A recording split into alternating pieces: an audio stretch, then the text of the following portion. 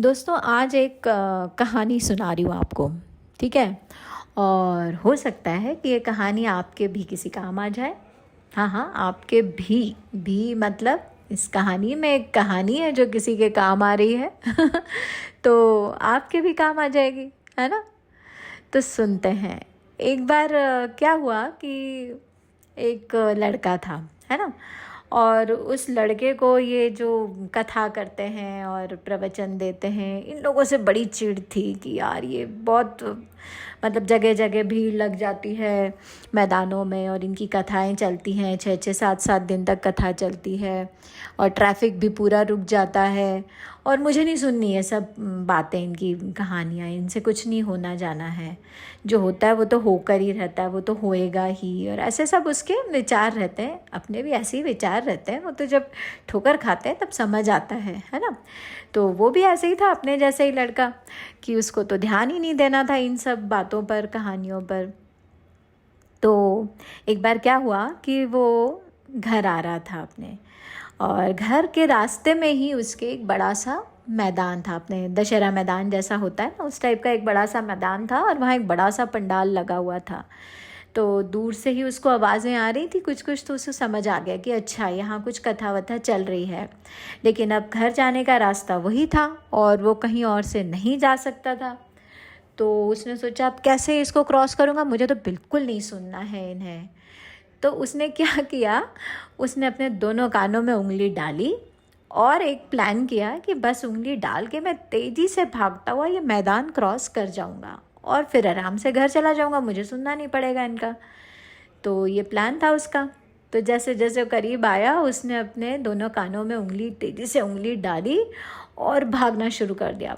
अब देखो, आप भाग रहे हो कान बंद करके, है ना, तो थोड़ा सा आप आंखें बंद हो जाती हैं कभी कभी भागते भागते अपन, और मतलब कॉन्शियस हो जाते हैं बहुत ज़्यादा। तो उसका पैर जो है कहीं तो भी अटका और धड़ाम से गिरा। अब जैसे ही वो गिरा, उसके कान में से उंगली निकल गई। और जैसे ही उंगली निकली तो वहाँ जो भी महाराज जी बैठे हुए कथा कर रहे थे, उस वक्त वो जो कह रहे थे वो ये था कि भगवान स्वयं इतने प्रकाशमान हैं, वो स्वयं प्रकाश हैं, कि उनकी तो छाया तो पड़नी ही नहीं है। लोग कहते हैं ना कि बुरी छाया पड़ गई और ऐसा वैसा, तो भगवान तो स्वयं प्रकाश हैं, उनकी तो कोई छाया ही नहीं पड़ती है। उतने में इसके कान में ये इनके 2-4 शब्द चले गए। उसने फटाफट उठा, जल्दी जल्दी उसने कपड़े वपड़े झाड़े और वापस अपने दोनों कानों में उंगली डाली और तेज़ी से भागा वहाँ से, और भागकर घर पहुँच गया।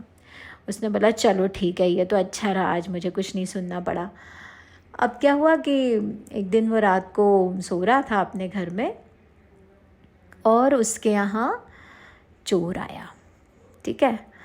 अब चोर आया तो चोर भी चालाक था। चोर ने क्या प्लान किया था कि वो कुछ ऐसा एक गेटअप में आएगा कि एकदम से मतलब उसको कोई पहचान ना सके, काइंड ऑफ।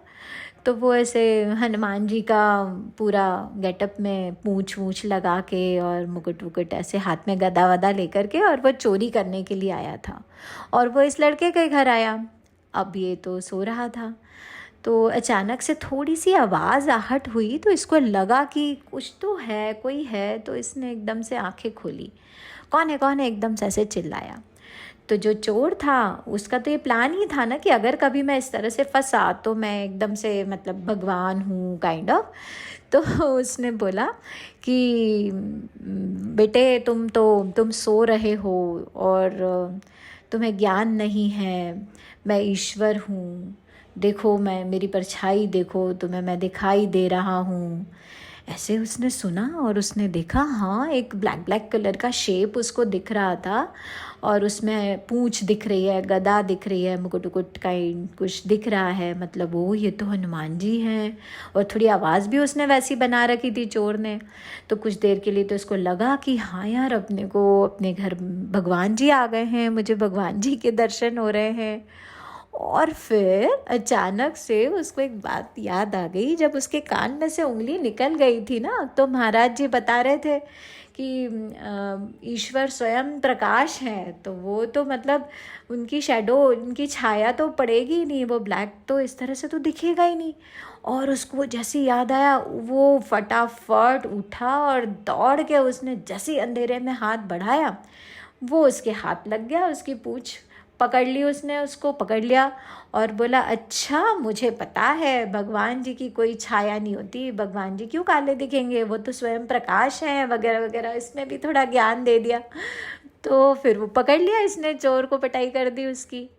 तो कहने का मतलब ये था कि कभी भी कोई भी अगर कोई अच्छी बात बता रहा है, चाहे वो आपका अड़ोसी पड़ोसी हो, आपके मम्मी पापा हो, आपसे बड़ा हो, कोई भी हो, लेकिन जब अगर कोई अच्छी बात बता रहा है तो सुन लो ना। सुनने में क्या है, इमीडिएटली हमें कोई बहुत बड़ा वो तो नहीं हो जाएगा कि हाँ भाई अब कल से तो बात करनी ही पड़ेगी वगैरह। लेकिन हाँ, पता नहीं कब हमें वो कौन सी चीज़ काम में आ जाए, याद आ जाए, बहुत अड़े टेढ़े समय पर हमारी मदद हो जाए उस बात से। तो सुनने में क्या हर्ज है। बड़े लोग बता रहे हैं या कोई अच्छी बात बता रहा है तो अगर सुन लें, है ना, सुनना ही तो है। लेकिन सुनने से क्या होता है कि कुछ ना कुछ तो काम की चीज़ होती है जो कहीं ना कहीं हमें हमारे काम आ जाती है। इसलिए हम कभी कभी सुन लें अगर तो अच्छा है ना। आपको क्या लगता है?